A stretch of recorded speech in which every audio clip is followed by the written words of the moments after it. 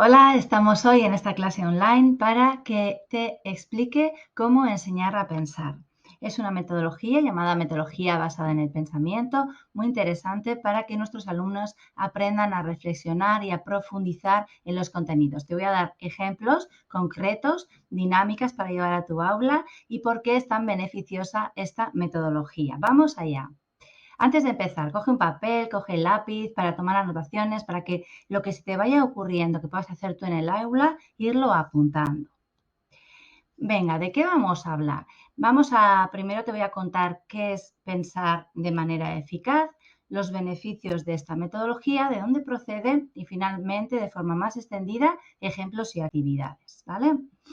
El profesor de hoy en día sabemos que tiene como objetivo que sus alumnos se desarrollen tanto académicamente como de manera personal, de manera social, ¿no? Por lo tanto, ya una metodología como la de antes, de explicar en la pizarra, mecanizar actividades para aprobar exámenes y que nuestros alumnos se titulen, pues esto ya se ha quedado corto, ¿vale? Por eso estamos hablando de metodologías alternativas a la tradicional.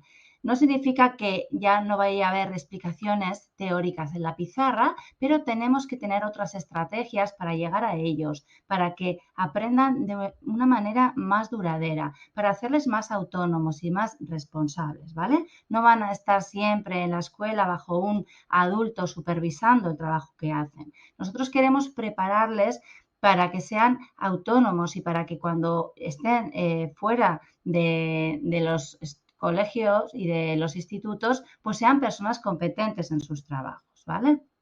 Bueno, ¿quién soy yo?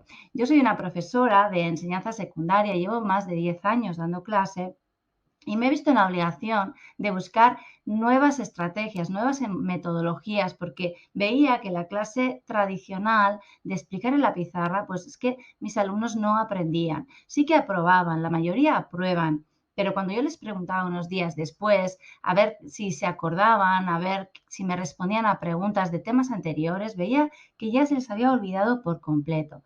Por lo tanto, esta metodología basada en el pensamiento hace que los aprendizajes sean más duraderos, ¿vale? Te voy a explicar cuáles son las estrategias, las preguntas que debemos hacer, las actividades y cuál es la cronología de esta forma de dar clase, que no es explicar un tema en la pizarra, hacer un examen, explicar otro examen, explicar otro examen.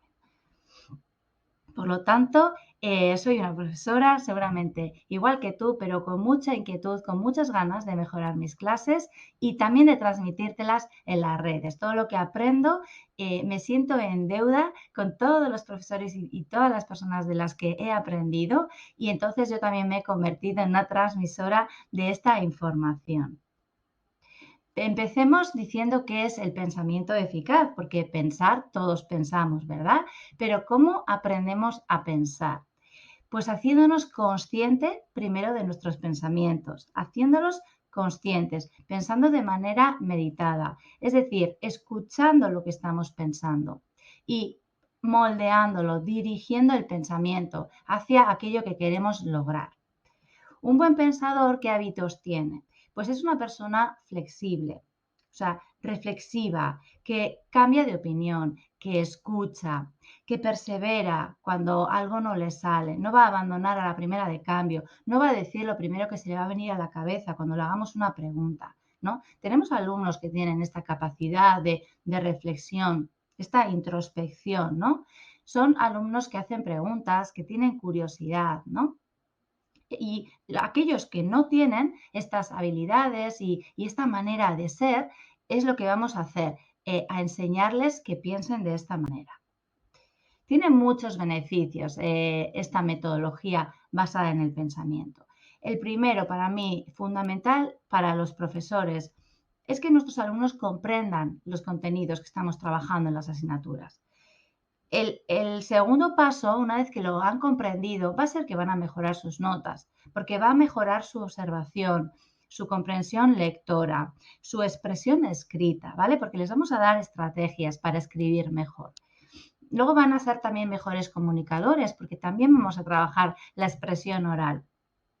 y van a manejar la impulsividad, van a desarrollar otras competencias, además de trabajar los contenidos de la materia.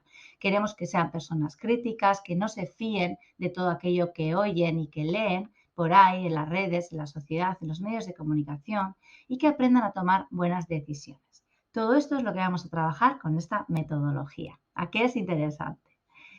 Venga, ¿de dónde procede? Es la siguiente cuestión. Bueno, pues empezó en los años, más o menos en 1967, en la Universidad de Harvard. Teníamos allí un profesor, Goodman, que se dio cuenta de que no había herramientas para enseñar, su área era el arte, para enseñar a sus alumnos. No estaba estudiado cómo aprendemos. Entonces se pusieron con ello, lo llamaron Proyecto Cero porque empezaban desde cero. Querían comprender cómo nuestro cerebro aprende para diseñar las estrategias de enseñanza, ¿vale?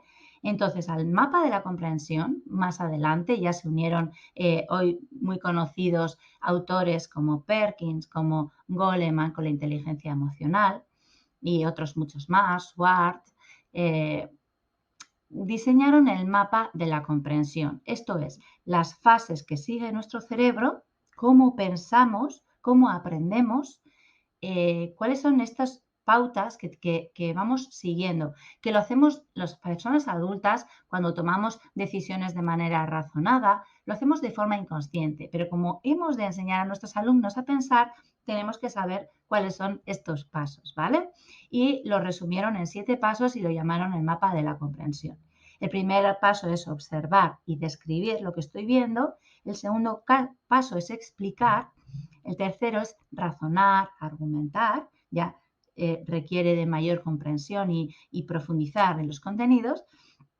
El siguiente es relacionar los diferentes temas, los diferentes sucesos históricos o vivencias, ¿no?, que me han pasado a mí. Ir aprendiendo, ¿no? No ir siempre cometiendo los mismos errores. El quinto punto es los puntos de vista, ser conscientes de que hay muchas verdades, ¿no?, de que hay muchos ángulos desde el que mirar. El siguiente es la esencia, lo esencial, sacar el aprendizaje, el resumen, podemos decir, de aquello, la conclusión. Y por último es la autorregulación. No vamos siempre a hacer las cosas de la misma manera. Vamos a tratar de detectar lo que no hemos hecho bien para planificar la próxima vez que lo hagamos, hacerlo de manera pues más efectiva, ¿vale? Entonces, una vez que ya diseñaron el mapa de pensamiento, las fases del pensamiento, diseñaron las rutinas de pensamiento, que es de lo que vamos a hablar ahora mismo. Las rutinas de pensamiento, ¿qué son? Son actividades pautadas cuyo objetivo es generar el hábito de pensar. Es lo que vamos a trabajar, que nuestros alumnos tengan el hábito de pensar.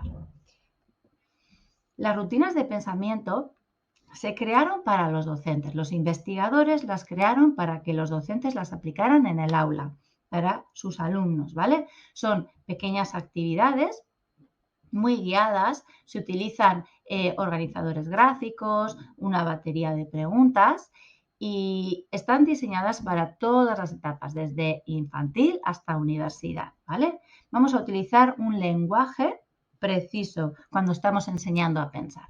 ¿Cuál es este lenguaje? Bueno, pues vamos a empezar a utilizar palabras como predecir, evaluar, comparar y contrastar, sacar conclusiones, perseverar, ser empáticos, ser claros y precisos en nuestro lenguaje, ¿vale? Cuando aprendemos una nueva temática, lo primero que necesitamos es vocabulario de esa temática y ya después empezamos a utilizarlo y ya nos hacemos conscientes, ¿no?, de qué estamos hablando y cómo, ¿no?, y con qué objetivos. Por lo tanto, nosotros, el profesor, va a utilizar este vocabulario llamado terminología del pensamiento eficaz para reconducir a nuestros alumnos a esta manera de pensar, ¿vale? De una forma más reflexiva y más eficaz, mejor, ¿vale? No les vamos a decir no te rindas, les vamos a decir persevera. No le vamos a decir cómo se ha sentido, le vamos a decir empatiza con tu compañero, ¿vale? Que se acostumbren a profundizar en el pensamiento, en los sentimientos, en mirar desde otros puntos de vista las situaciones, en comprender, no solamente escuchar lo que estoy escuchando, ver lo que estoy viendo, sino interpretarlo. Cuando estoy hablando con alguien, estoy interpretando lo que me quiere decir, no solamente escucho palabras literales, ¿no? ¿Y esto cómo se hace? Escuchándole de manera atenta, mirando sus gestos, mirando su postura corporal, el tono de su voz, ¿vale? No vamos simplemente a pasar de puntillas siempre, pues por las clases, por las actividades, por los contenidos de la materia. Se requiere, para trabajar esta metodología, parar un poquito, frenar un poco, explicarle bien a nuestros alumnos cuál es el objetivo, cuál es la dinámica, cuál es la terminología que vamos a utilizar, ¿vale? Para hacerles conscientes. Y si conoces esta pirámide, aquí tenemos una taxonomía de Bloom, se llama, ¿no? Tenemos actividades de bajo nivel de pensamiento, como la memorización, está muy bien. Hay que memorizar contenidos para después utilizarlos, ¿no? Y para poder resolver problemas, tomar decisiones, etcétera. Está bien que tengamos una base de terminología y de conocimiento, ¿vale? Pero hay que seguir escalando en niveles de pensamiento. En la cúspide tenemos crear, tenemos los proyectos, la resolución de problemas, tenemos la implicación en el centro, el emprendimiento, la autonomía, ¿no? Y después de recordar, bueno, pues comprendemos, aplicamos, analizamos y siempre evaluamos, ¿vale? Evaluamos y creamos. Este tipo de actividades vamos a llevar al aula para que trabajemos las competencias de nuestros alumnos, ¿vale? No solamente los contenidos de tu asignatura y la metodología tradicional de siempre, ¿no? Trabajamos temas, trabajamos contenidos, hacemos exámenes y pasamos de tema. Se trata de ir escalando en el nivel de pensamiento. ¿Para qué? Para comprender mejor, para que no se nos olvide al día siguiente y para después poder relacionarlo, poderlo llevar fuera del instituto, del colegio, esos aprendizajes. Venga, vamos a empezar con qué actividades, qué rutinas de pensamiento lo vamos a llevar para trabajar el primer nivel de pensamiento de este mapa de la comprensión, que es la observación, ¿vale? Vamos a diseñar actividades, bueno, ya vas a ver que prácticamente están diseñadas, ¿vale? Nosotros solo tenemos que pensar dónde encajarlas. Son como piezas de puzzle que les falta el lugar en nuestra programación. Vamos a ir colocándolas a lo largo de las siguientes diapositivas. Seguramente haces alguna actividad inicial cuando empiezas un tema, ¿verdad? Llevamos una lluvia de ideas a clase, les hacemos preguntas para saber qué es lo que saben sobre esa temática, qué intereses tienen, ¿no? Pues esta es otra actividad que podemos llevar para trabajar la observación. Se llama Veo, pienso, me pregunto. Yo normalmente lo utilizo con fotos. Aquí te he puesto 4 imágenes pues que yo les pongo a mis alumnos. Esto no hay que hacerlo de manera oral, todos a la vez en clase, porque si no, solo participan los 3 de siempre, ¿no? Esto se lo damos a ellos y lo hacen de manera individual, se dedican un par de minutos a observar y a rellenar esta frase. ¿Yo qué veo? A ver, ¿qué veo en estas imágenes? O si queremos, les damos un pequeño vídeo, ¿vale? Algo que conlleve la observación. Bueno, y ya nos hemos puesto un poquito en contexto, ¿no? ¿Cuál es que vamos a trabajar en la unidad? Y queremos que empiecen a pensar, que no sean simplemente alumnos pasivos que están escuchando a un profesor. Entonces van a observar y van a ver, bueno, pues que tienen aquí pues diferentes elementos y van a pensar, bueno, pues, ¿por qué me trae a mí este profesor esto? ¿Qué es lo que tenemos aquí, no? Mi temática era las fuerzas de la naturaleza. Pues aquí ellos pueden pensar qué fuerzas puede haber detrás de estas imágenes. Y me pregunto, yo quiero que ellos me digan qué quieren aprender, qué es lo que saben y qué es lo que querrían seguir sabiendo, ¿no? Después esto a mí me lo entregan, lo compartimos en voz alta, se ponen en pequeños grupos y lo comparten entre ellos, ¿vale? Es una pequeña actividad. Vale, vamos con el segundo nivel de pensamiento de este mapa de la comprensión, que es explicar. Vale, para trabajar la explicación, muchas veces somos nosotros, ¿no? Los profesores, los que explicamos la materia, los que parece que es nuestro trabajo explicar y que ellos no tienen que explicar más que cuando les hacemos un examen, ¿no? Que es el día en el que ponen ahí sus bolis a funcionar. Bueno, pues hay que trabajar las explicaciones en el aula. Una de las actividades que les vamos a llevar se llama Piensa y comparte. Se hace por parejas. Les vamos a dar una actividad para realizar de manera individual. Esta es la primera fase, la de piensa. Y la segunda es la de comparte, que es la de explicar. Van a explicar a su compañero, a su compañera, pues lo que han leído. Por ejemplo, si es un texto de comprensión, si es una parte de la asignatura que estamos trabajando, es la teoría, por ejemplo, del tema, ¿no? O es una práctica. Podemos dividir en diferentes trozos para no darles a los mismos compañeros la misma parte, ¿no? Y entonces que cada uno se prepare un trozo y se lo explique al compañero, ¿vale? Piensa y comparte. Hay que trabajar la explicación de nuestros alumnos. Otra actividad para trabajar, cuando a la vez que están trabajando un alumno la explicación, el compañero está trabajando la escucha activa, ¿vale? La escucha activa les tenemos que decir cómo se escucha de manera activa. Tiene 3 partes la escucha activa. Es como te decía al principio, no es escuchar simplemente lo que me estás diciendo, no es oír, es interpretar lo que me estás diciendo. Entonces, lo llamamos las 3 P's para acordarnos de que la escucha activa tiene 3 pasos.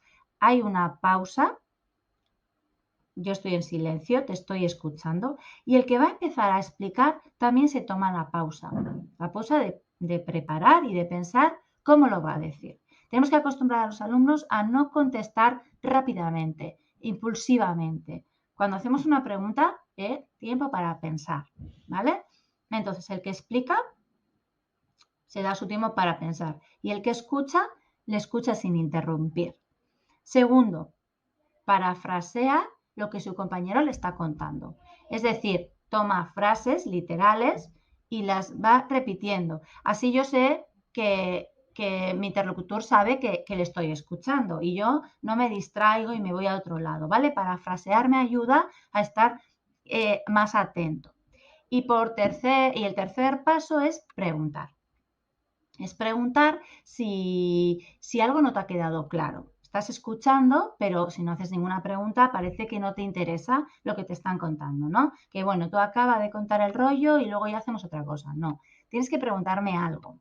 Algo que te ha creado curiosidad, algo que te ha recordado algo que no has entendido, algo que crees que igual te he dicho mal. O sea, tiene que haber una pequeña conversación al final, ¿vale? Esta actividad se llama escucha activa. Así que les pones por parejas. Uno es pienso y comparto y el otro está escuchando. El tercer nivel de pensamiento en nuestro mapa es razonar y argumentar, ¿vale? Te voy a decir diferentes rutinas, diferentes estrategias para trabajar el razonamiento. La primera se llama preguntas provocadoras, preguntas socráticas, preguntas interesantes. Tenemos los profesores que cambiar nuestras preguntas para fomentar la reflexión en nuestros estudiantes, para fomentar también su curiosidad. En vez de hacerles siempre aparte, ¿vale? No vamos a quitar las preguntas típicas del libro, pero vamos a añadir nuevas. Yo estas preguntas empiezan así. ¿Qué cambiaría si? ¿Qué ocurriría si? ¿Cómo sería? ¿Cuál es la razón de? ¿Cómo calcularías? ¿Vale? Les queremos movilizar.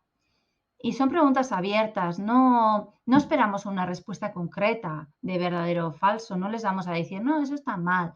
No, simplemente estamos trabajando pues que ellos razonen. No vamos a decirles que está mal o que está bien, ¿vale? Entonces, ¿qué ocurriría si, por ejemplo, en mi materia, en ciencias, no hubiera un sistema de unidades? Siempre, todos los años, empezamos a trabajar los cambios de unidades, ¿no? Siempre se les explica, se les dice, insiste, detrás de un número tiene que haber una unidad, porque si no, pues no tiene sentido, ¿no? Que hablemos de 5. ¿5 qué, no? Vale, pues vamos a hacerles pensar, ¿por qué es tan importante? ¿Por qué somos tan pesados, ¿no? Con el sistema de unidades. ¿Qué cambiaría si no hubiera sistema de unidades? Imagínate que desaparecen la palabra metro de nuestro vocabulario, los segundos, los años, los litros, los metros cuadrados. ¿Qué cambiaría? Pues vamos un poco a hacerles conscientes de por qué, ¿no? Es tan importante esto, ¿no? O cualquier tema, ¿no? ¿Qué cambiaría si cuando yo estoy dando el átomo y qué cambiaría si no hubiera electrones? Entonces, ¿cuál es la razón de que los barcos floten? ¿Vale? Preguntas siempre intentamos llevarlas a la realidad, a situaciones que ellos conocen, pero probablemente nunca se han preguntado por qué. Vamos a que se lo pregunten, a impulsarlos. Y luego preguntas del tipo ¿cómo? En vez de en matemáticas, calcula el área de esta habitación. No, pues ¿cómo calcularías? Es similar, pero no es lo mismo. No es tan dura, ¿no? La pregunta. Es un cómo, es mucho más abierta y hay más de una respuesta. Hay muchísimas respuestas. Pues puedo contar los pasos, pues puedo contar baldosas y multiplicar lo que mide cada una por número de baldosas, lo que sea que se les vaya ocurriendo, ¿no? Eso es lo que queremos, diferentes ideas. Otra, por ejemplo, muy buena, cuando estamos trabajando con las figuras geométricas y siempre les decimos la formulita para calcular un volumen, ¿no? O un área. Vale, pues vámonos a un ejemplo más claro, ¿no? Pues yo voy con mi botella de agua al aula.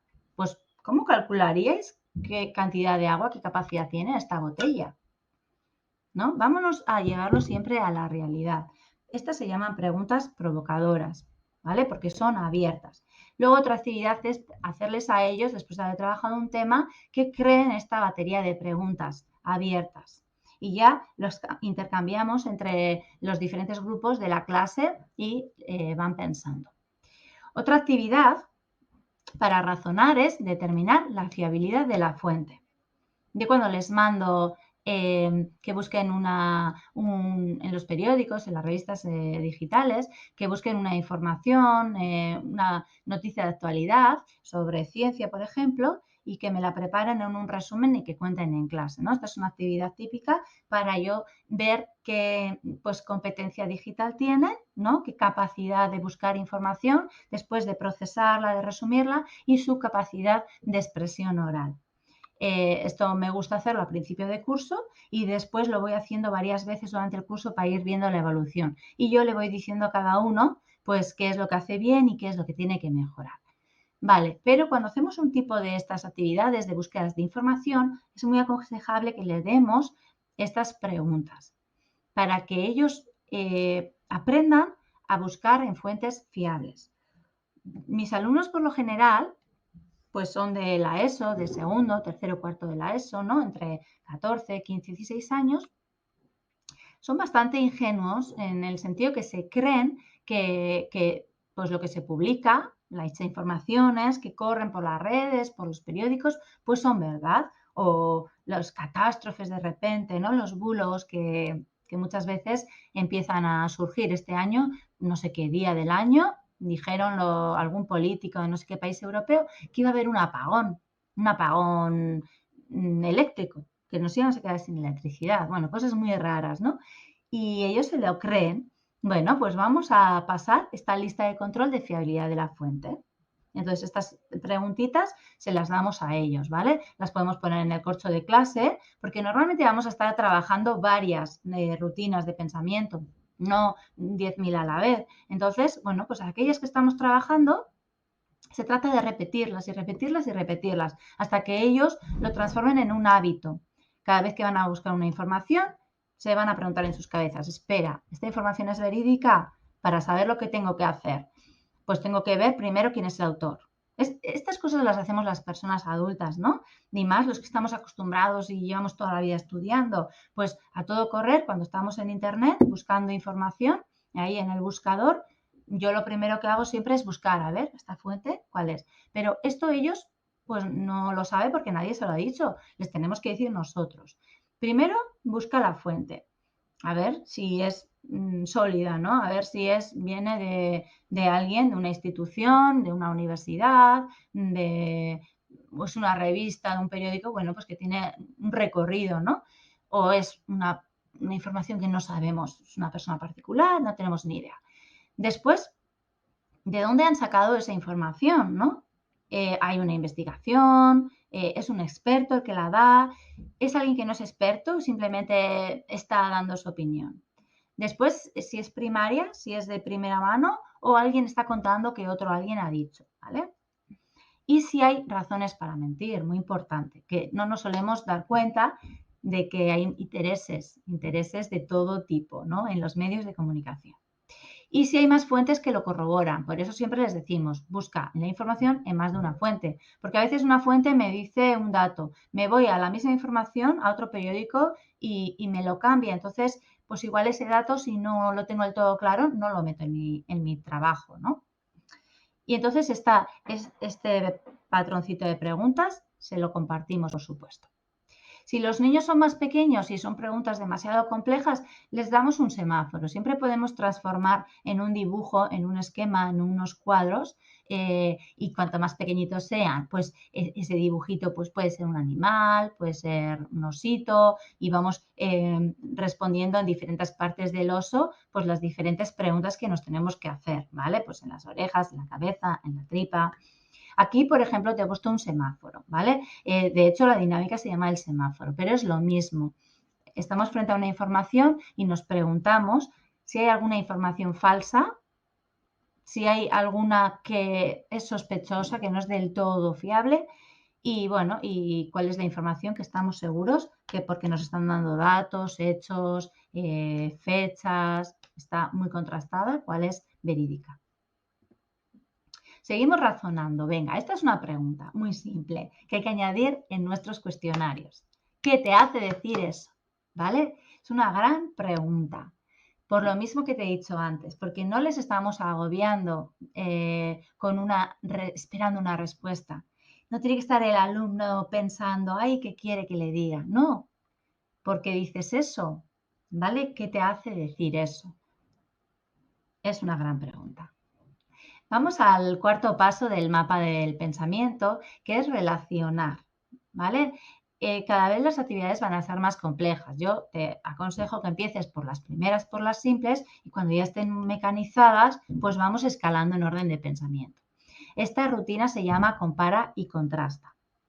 Y tenemos dos maneras de presentársela a los alumnos, con estas tres preguntas para que ellos las respondan o con este gráfico para que lo vayan rellenando, ¿vale? Pues después de haber visto varias partes de la unidad o dos unidades diferentes o pues dos tipos de animales o dos tipos de culturas o dos países o dos modelos que explican un mismo hecho científico, les vamos a decir que los comparen. La primera pregunta es ¿en qué se parecen? ¿Vale? Bueno, pues se parecen en esto, en lo otro y en lo otro. Siempre, por lo menos que nos digan tres parecidos. ¿En qué se diferencian? Pues con respecto a qué, ¿no? Pues las culturas, no sé, romanas y egipcias o griegas o el arte contemporáneo y el arte clásico o lo que sea, en esculturas, en música, en ciencias, ¿no? En los animales de las plantas. Cuando les decimos en qué se diferencian, pues tienen que pensar realmente. Ya no es responder a las partes de la planta y memorizo esta y esta. ¿Y cuál es la función de cada una? Esta. La siguiente pregunta es relaciona. Relaciona, que es en qué se diferencia como te estoy diciendo, ¿no? Pues con respecto a la función respiratoria, con respecto a las relaciones, con otros seres de su misma hábitat, con respecto a cómo come o, no sé, o cómo vive o, no sé, con respecto a lo que sea, ¿no? Y qué conclusiones sacamos. Este esquema también nos sirve como la antesala para hacer una redacción compara y contrasta y les damos 2 elementos que trabajemos habitualmente. Y lo tienen que escribir, ¿vale? Lo que nos van a entregar no son estas 3 preguntas respondidas o este dibujito que tenemos aquí al otro lado, sino que va a ser una redacción. Y la siguiente es las partes y el todo. Lo mismo, tenemos un objeto que se puede dividir en partes. Entonces van a citar cada una de las partes y cuál es la función de cada una de las partes. La van a escribir y después qué pasaría si esa parte no está. Entonces ellos piensan cuál es la función de la parte y si no estuviera, cómo cambiaría el todo. ¿Vale? Pues porque, por ejemplo, los animales, ¿no? Pues ¿qué pasaría si no tuviera plumas, si tuviera pelos? ¿En qué cambiaría? Les hace reflexionar sobre cuál es la función de esa parte, por qué es tan importante. ¿Vale? Entonces lo mismo, o van respondiendo las preguntas o van rellenando el diagrama y después nos lo entregan a modo de texto escrito. Primero es cuando ya han hecho el diagrama, qué ocurriría si una faltara y la función de cada parte y esto, pues ya tienen en cada párrafo qué es lo que van a escribir y la conclusión final. Seguimos con la resolución de problemas. Cuando les mandamos aplicar, hemos trabajado un tema, ¿vale? Y ya después queremos que lo apliquen a alguna solución, así que les planteamos un problema. Vale, ¿cómo se resuelve un problema? Estas son las pautas que les tenemos que dar, ¿vale? De nuevo, cuando estamos resolviendo problemas, bueno, pues vamos a estar resolviendo problemas de manera continua para que este hábito de que ellos hagan estas preguntas, lo puedan interiorizar, se lo puedan memorizar, ¿vale? Hasta que llegaría un punto, si esto se trabaja mucho en diferentes asignaturas, durante diferentes cursos, ya todas estas pautas no las necesitarían, porque ya han aprendido ellos mismos mentalmente a seguirse todas estas preguntas, ¿no? Yo no necesito cuando voy a buscar información a internet, ay, espera, ¿cuáles son las pautas de la fuente fiable? Pues ya me las sé, porque lo he hecho muchísimas veces. De esto se trata, ¿vale? De que se convierta en un hábito el fomentar el pensamiento eficaz de nuestro alumnado. Entonces, para resolver un problema, ¿cómo se resuelve un problema? ¿Diciendo lo primero que se me viene a la cabeza? ¿Dando una única opción? No. Lo que se hace es, por ejemplo, estos son problemas que yo les lanzo a ellos, pues cuando estamos trabajando un tema, les lanzo una pregunta abierta, ¿vale? Pues para que piensen, para que busquen información y después pues me la entreguen, ¿no? Pues ¿cómo se podría desinfectar el agua de un río? ¿Cuáles son las fases que siguen los tratamientos en las plantas de agua para que llegue ese agua al uso doméstico, ¿no? Al uso de las empresas? ¿Cómo se podría reducir el consumo de plástico? ¿Vale? Una pregunta totalmente abierta. ¿Cómo puedo saber si una sustancia es pura o es una mezcla? ¿Vale? Después de trabajar la definición de cada una, de poner ejemplos, la siguiente fase es la pregunta, es el problema. ¿Y yo cómo sé si a mí me regalan un anillo, si es un anillo realmente de plata o es una mezcla o es un anillo de otro material, ¿no? ¿Cómo se puede resolver el problema de la superpoblación? ¿Vale? ¿Cómo puedes calcular el área de esta clase? ¿Cómo sé si se ha producido una reacción química cuando mezclo dos sustancias? Estas son las preguntas. ¿Y ellos cómo responden a estas preguntas? Pues haciendo estos 5 pasos. Primero ellos definen el problema, lo reescriben, ¿vale? Con sus palabras. Piensan por qué existe este problema. Bueno, pues porque el agua está contaminada, porque hay exceso de plástico en las calles, en los mares, ¿vale? Después piensan en varias soluciones, siempre varias. Después piensan cuál sería la consecuencia de cada solución. Porque si yo voy a plantear una solución a un problema, bueno, pero espera, vamos a ver la viabilidad de esa solución, ¿no? Vamos a ver, por ejemplo, el tema del plástico, ¿no? ¿Cómo podemos reducir la cantidad de plástico? Bueno, pues que se prohíba el plástico, vale. ¿qué más soluciones tenemos? Porque no está en mi mano que se prohíba el plástico. Entonces, vamos a ir soltando ideas, pero después viendo cuál es la consecuencia de cada una de ellas. Ah, pues es que se prohíba el plástico no está en mi mano, yo no lo puedo hacer, etcétera, etcétera, ¿no? Y al final se quedan con la mejor. O sea, no es muy complicado, se trata de que reescriban el problema, de que propongan varias soluciones, de que mediten sobre la viabilidad de cada una de ellas y que se queden con una. Y de nuevo nos entregarían un texto escrito donde van a escribir cada una de esas posibilidades que se han planteado, cuáles serán los pros y los contras y por qué se han quedado con la decisiva. Es una actividad que se llama resolver un problema y que tiene estas 4 o 5 preguntitas, ¿vale?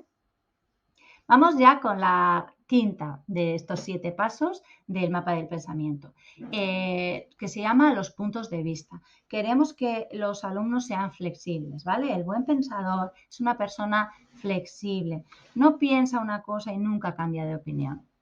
Puede cambiar de opinión cuando se da cuenta de que estaba equivocado y esto queremos que hagan nuestros alumnos, que sean personas entrenables, que no sean tozudas y que no quieran cambiar de opinión, ¿no?